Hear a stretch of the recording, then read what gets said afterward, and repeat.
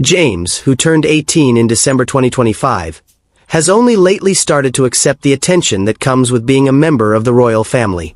Prince Edward, Duke of Edinburgh, the youngest brother of King Charles and Sophie, Duchess of Edinburgh, is the father of the recently graduating adolescent.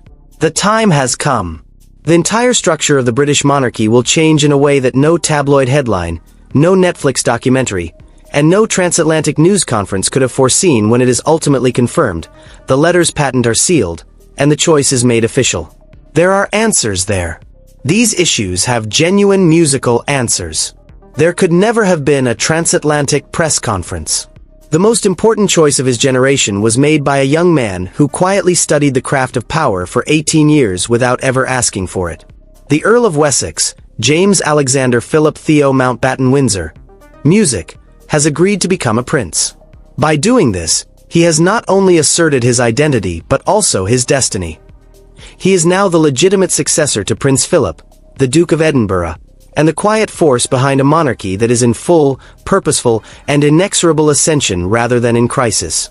However, before we go, you must consider this question. Why is this moment so important? There have previously been princes. 4 ages, heirs, spares, and named royals have cycled through the system. What, then, about this specific young guy at this specific time in 2026 has the entire world's royal watch group on edge? By the time we get to the conclusion of this tale, you will see that accepting this title is more than just a formality. It is the completion of a circle that started when Prince Philip took a young James fishing on the banks of the River Dee at Balmoral. It is the realization of a silent pledge, upheld by service, and sealed in the most significant royal obligation this generation has ever seen. The name is the weight of music. Since each word has meaning, let's start with the name itself. Theo, James Alexander Philip. The Philippines is not a coincidence. It was put there with the full, conscious aim of a family that knew, even at the time of his birth, that this child was experiencing something, music, unique. For more than 70 years, Prince Philip, the Duke of Edinburgh, shaped the contemporary British monarchy. He was the architect of its internal culture, the upholder of its strictest standards, the enforcer of its discipline, and the man behind the throne in the truest meaning of the word. The media did not always adore him. The public did not always understand him. However, he was unquestionably the structural foundation of an organization that has outlived empires. It is not ceremonial when James goes by that name, Philip. It's a covenant. And you can see that covenant being fully upheld when you look at this 18-year-old man who is on the verge of receiving a formal princely title. Take time to consider this.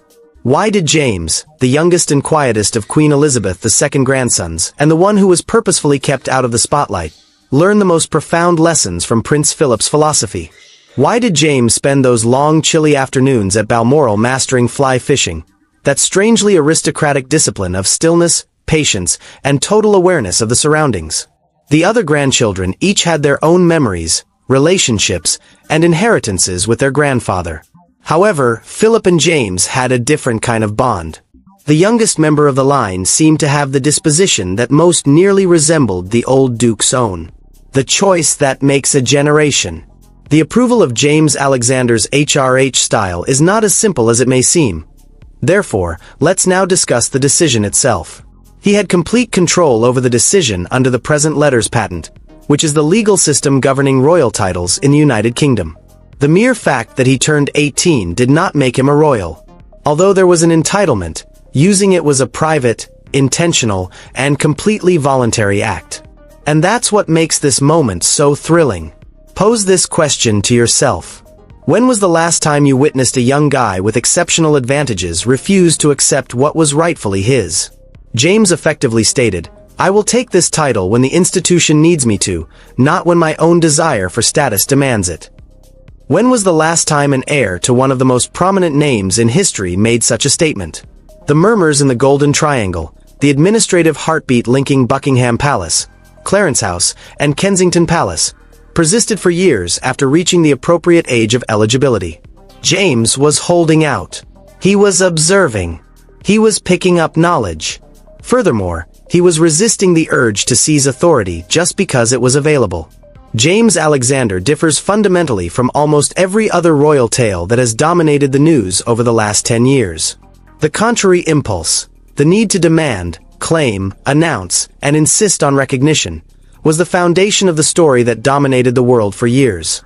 The opposition to all of that is what we are currently seeing in the spring of 2026. It's silent. It's intentional. It is almost startlingly mature. Additionally, it is reinventing what it means to be a prince in the 21st century. The creation of a prince. Sophie's grand scheme. Music.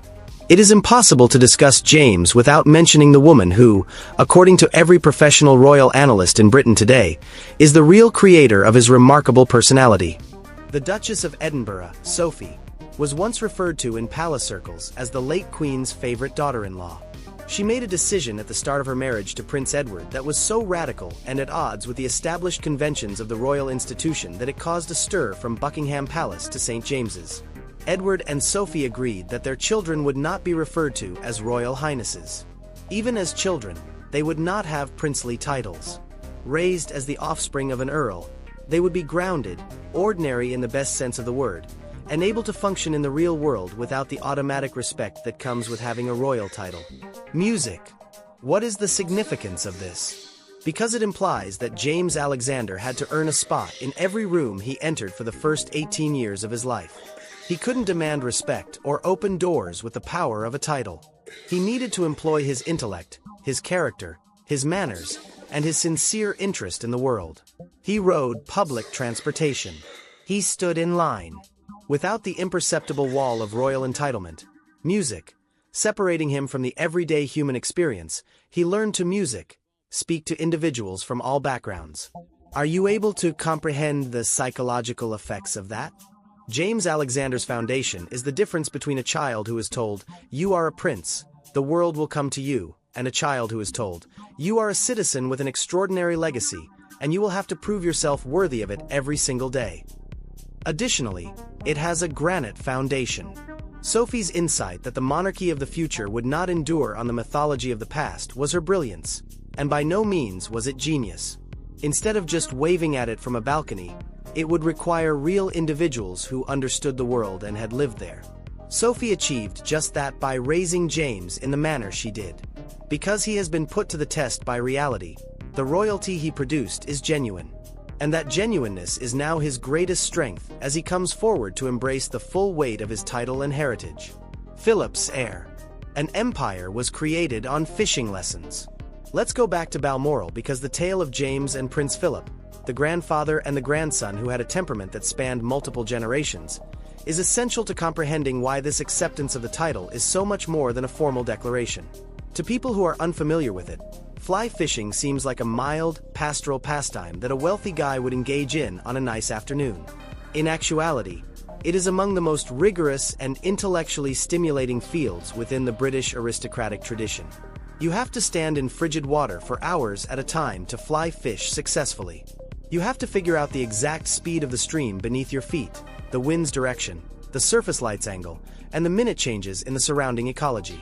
You have to be completely silent, not only in your body, but also in your thoughts. Any noise, impatience, or squirming, and the fish are gone. Until you are still able to listen, the river will not tell you anything. Prince Philip was aware of this. He used fly fishing as a laboratory for character development in addition to a pastime. And during those long, peaceful afternoons on the banks of the Dee, where the water was chilly and the highland air was sharp with the scent of pine and heather, the elderly Duke discovered in his youngest grandson the student he had possibly been waiting for his entire life. James took it all in. The realization that you do not battle the current, the patience, the quiet, and the critical observation of the surroundings. It was read by you.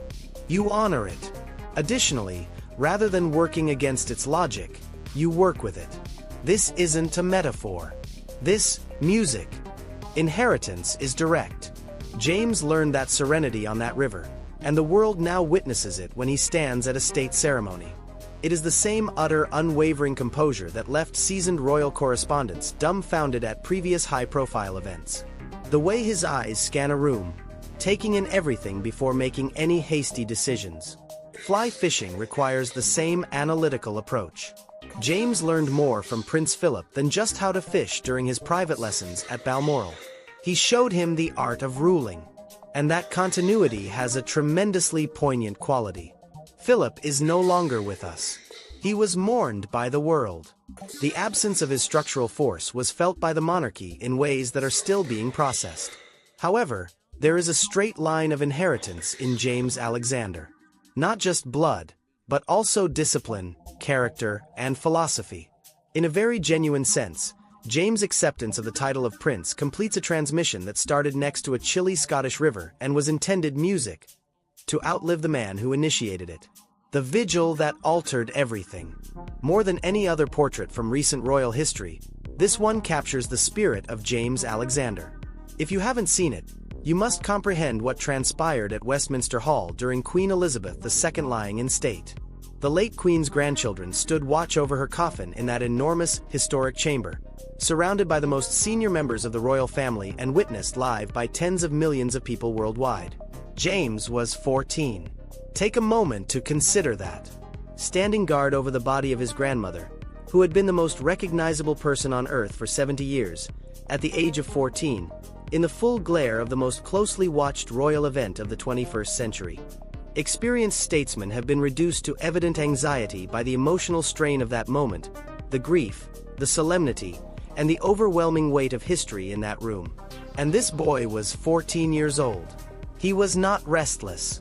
He didn't glance around. In such a setting, he did not exhibit the self-consciousness that any typical adolescent would have. His demeanor was a mask of complete, aristocratic concentration as he stood with his head lowered. He wasn't acting calm. He wasn't acting older than he actually was.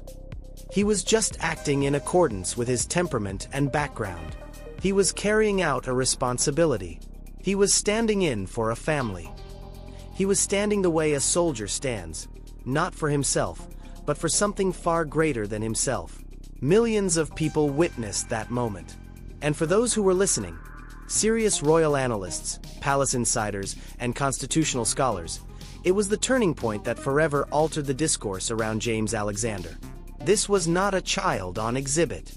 This was a young guy of moral seriousness taking on a role with a gravity that, at the age of 14, had no right to exist but was unquestionably, profoundly present. James's potential to be a major figure in the monarchy was no longer an issue after it. The issue arose. How important? The South Africa tour, a prince without a title. Fast forward to his current worldwide premiere. The South African tour was the world's official introduction to a young man who had spent his entire life getting ready for this kind of occasion without ever receiving a title. James' actions during the tour were examined with a kind of close, critical scrutiny that is often only given to seasoned heads of state. And the result of that examination was a picture of a person who is already functioning at the level the title now attests to in every significant way. Observers repeatedly noticed a pattern that went against all expectations of what a young king ought to do. James repeatedly took a literal step back from conversations instead of taking the lead, which would have been perfectly proper for someone of his status. He stood on the outside of conversations. He paid attention. His eyes scanned the room with a calm, perceptive focus, observing body language, gauging emotional temperature, and taking in every conversation's dynamics before he spoke. This method is known as active listening in diplomatic circles.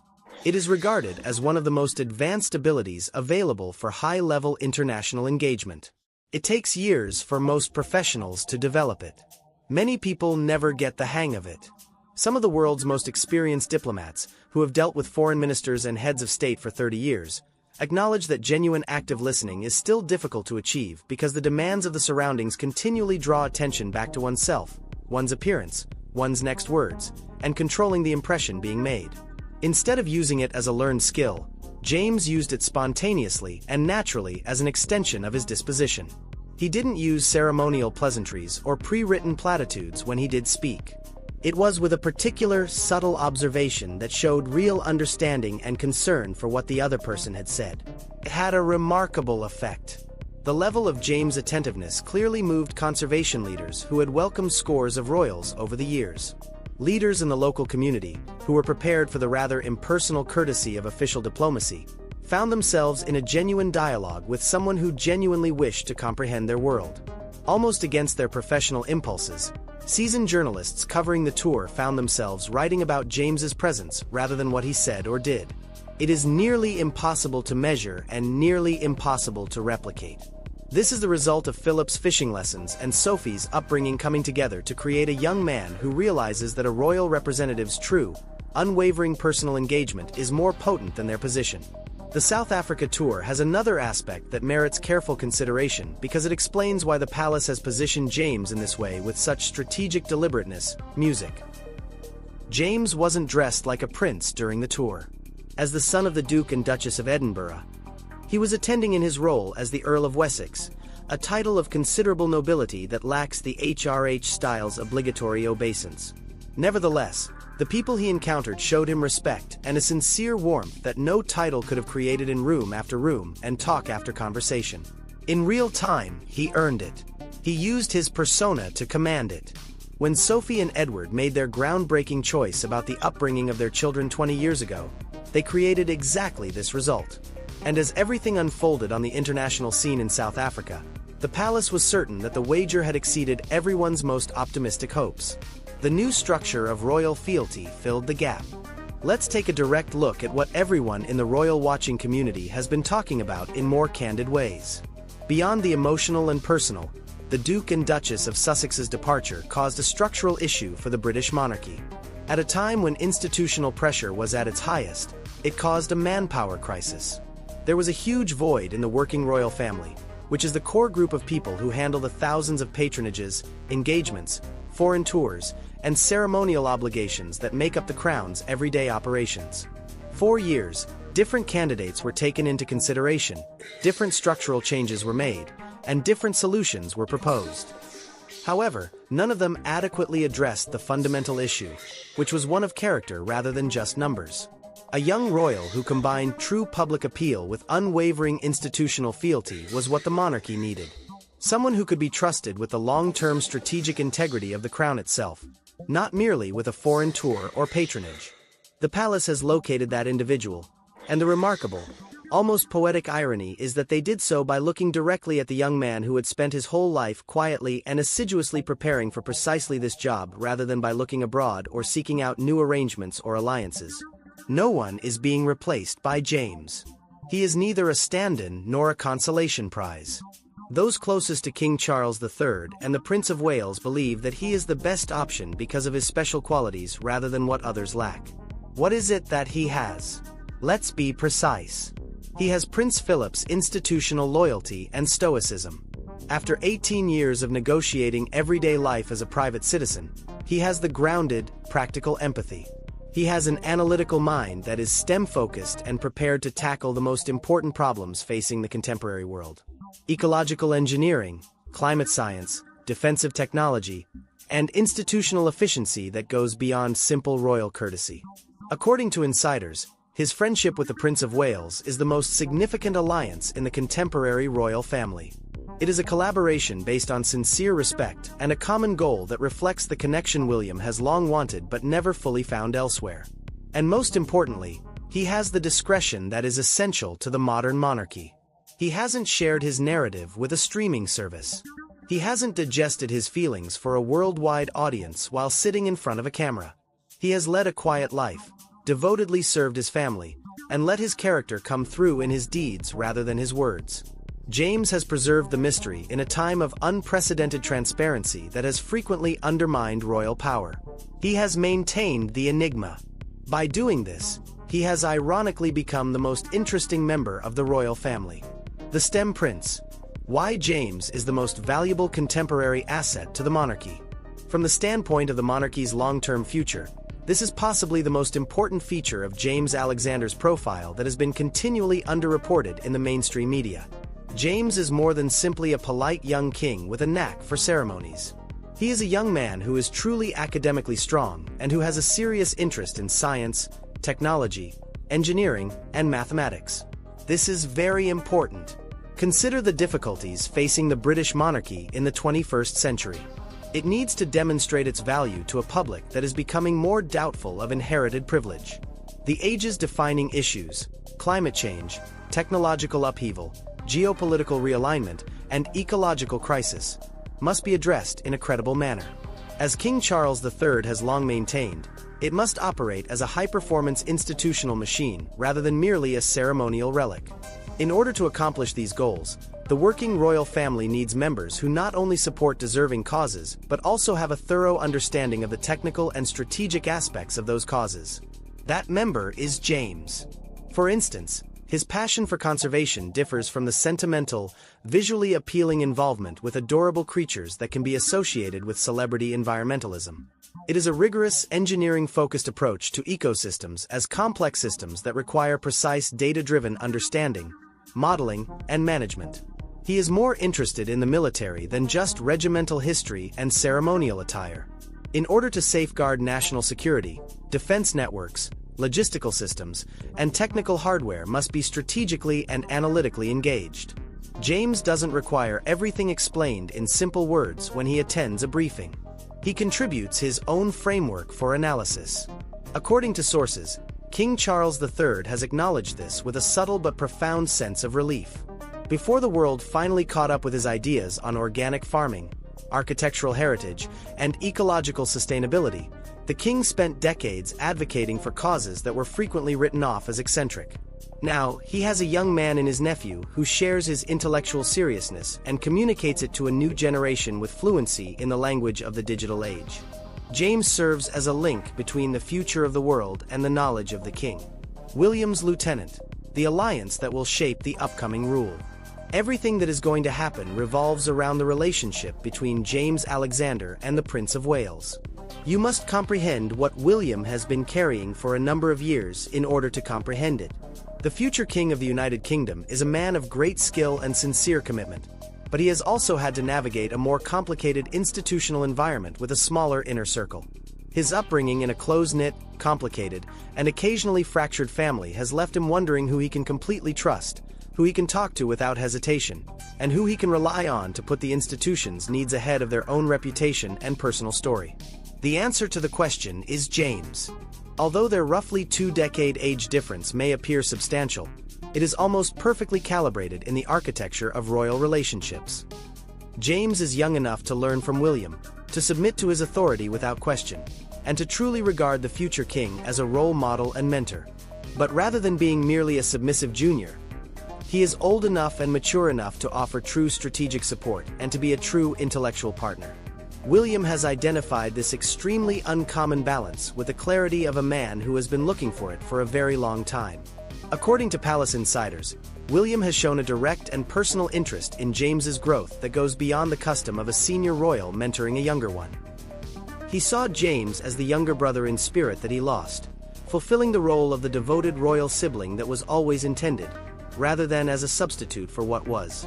In contrast to earlier versions of that role, which were motivated by personal ambition or emotional instability, James offers William something he has been silently yearning for: complete, deliberate, freely chosen loyalty based not on duty but on sincere faith in the organization and sincere love for the man who will lead it. William won't be on his own when he eventually takes the throne, which will be one of the most closely watched events in contemporary British history. With James at his side, he will confront it. And the world will see what the palace already knows. The most significant alliance in the British monarchy is not between a king and his ministers or between a monarch and the press, but rather between a sovereign and the man who freely and consciously chose to stand by him despite all the temptations of private life. Take time to think about the historical analogies. They are depressing and informative. A single exceptional person was never the foundation of any of the great monarchs of history that survived. The connections between sovereigns and their most dependable inner circle served as the foundation for their systems of devoted support, which kept the institution stable during the unavoidable storms. For many years, the House of Windsor has known this in theory. It now has it in practice in James, a young man with royal ancestry, royal education, and, most importantly, a sincere personal belief in the worth of the monarchy. The palace is aware that this combination hasn't been present in the second tier of the royal family in a very long time, which is why James Alexander's elevation has been managed with such thoughtful, slow care. The installation of a load-bearing column is not hurried. Before putting the entire weight of the structure on it, you make sure it is in the ideal position. James is in a position. The weight is on its way. And based on what the world has witnessed, he is more than willing to put up with it. Accepted title. What comes next? Now that James Alexander has formally adopted the HRH style and assumed the title of Prince, what does this entail practically? What is altered? Music. How does it start? What does it reveal about the House of Windsor's upcoming chapter? First and foremost, it completes the constitutional framework that King Charles III has been constructing since taking office. The king has always envisioned a simplified monarchy centered on a core group of working royals who bear the entire burden of the institution's public responsibilities. James' official admission into that inner group gives the working royal family the necessary institutional support. Adding him to the guest list does not make him a supporting character. He is being incorporated into the foundation as a load-bearing pillar.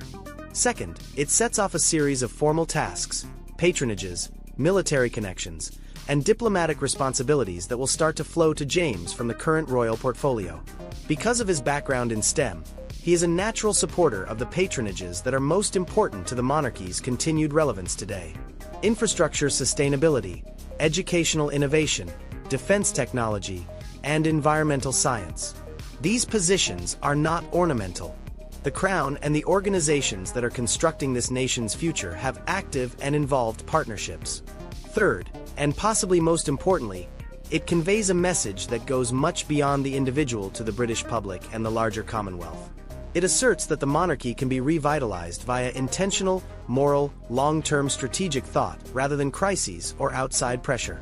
It claims that some young members of the royal family are aware of what service entails, as a sincere, complete dedication of one's life to something greater than oneself, rather than as a public relations tactic or personal brand. The historical verdict. James's future intentions. James Alexander's acceptance of the title of Prince is not the conclusion of a tale. It's the start of one. And history will acknowledge this event as one of the most important turning moments in the development of the British monarchy in the 21st century when it reflects on it decades later. This is Prince Philip's legacy reimagined. This is the technical intellect, the staunch institutional commitment, the stoicism, and the complete refusal to let celebrity or personal tales define you. All of it was alive in a young man who inherited it not only by blood, but also by those long, chilly, quiet afternoons on the river, by a mother's revolutionary bravery in raising her son as a citizen in front of a prince, and by his own conscious, deliberate, daily decision to get ready for a responsibility that no one was asking him to fulfill. This is the response to all the queries the monarchy has had on its applicability, resilience, and ability to change without losing its essence. Not in clamor, not in dispute, not in the staged drama of streaming confessionals and international storylines. This is the young guy who has just accepted a title that he earned before he ever bore it. He is calm, concentrated, and completely devoted. The cultural impact that James' acceptance of the title has on a generation of young people who have grown up witnessing the British monarchy negotiate its most tumultuous period since the abdication crisis should not be undervalued. For many of them, the prevailing royal narrative of the previous 10 years has been one of escape versus entitlement.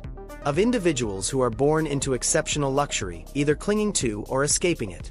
But in both situations, it was the one thing that defined them. James provides a very different approach. He tells the tale of a person who had every reason to lead a comfortable, private, and obligation-free life, but who made the decision to sacrifice that life in favor of something greater, fully aware of the consequences: music. That story is not one of privilege. It is a story of selflessness. It's a story that speaks to a deeper level than any headline can convey in a world when people are ravenous for the latter and worn out by the former. To its great credit, the palace has recognized this. James's strategic ascension has not been carried out as a public relations ploy. It hasn't been positioned to maximize social media interaction or dressed up in celebrity jargon. It has been allowed to evolve naturally in the peaceful, dignified register that has always been music James's natural mode, at the speed that his own growth has required. The entire globe has been observing. And what it has witnessed and continues to witness as the ramifications of this title acceptance continue to echo through the halls of power is a young man who transforms the idea of responsibility into a calling rather than a burden. That is the final legacy of Prince Philip. Even if all of that was remarkable, it wasn't the titles, patronages, or decades of ceremonial duty. The ultimate legacy is the dissemination of a philosophy, a way of living that values self-discipline over approval from others and finds meaning, music, in accountability rather than praise. It recognizes that a person's life is measured by the amount of real good they accomplish in the quiet places where cameras are never present, not by the amount of attention they garner.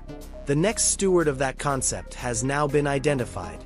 James Alexander Philip Theo Mountbatten Windsor is his name. Mountbatten Windsor.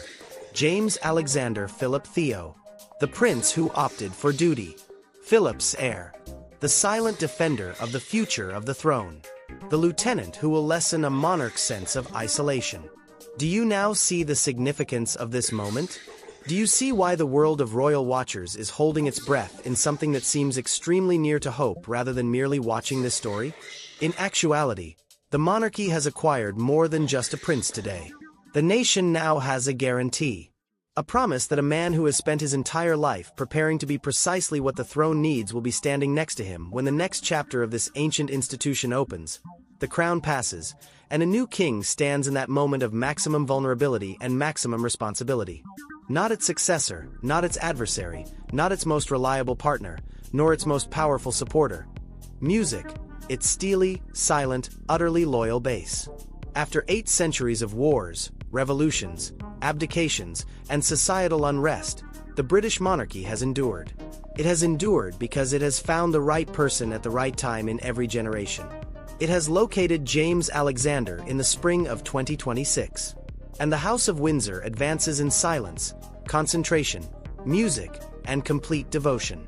Officially, the prince who stayed is now a prince. And there has never been more assurance about the crown's destiny. You already know that this story is far from over if you've read this far. The actual chapters are only getting started. Music.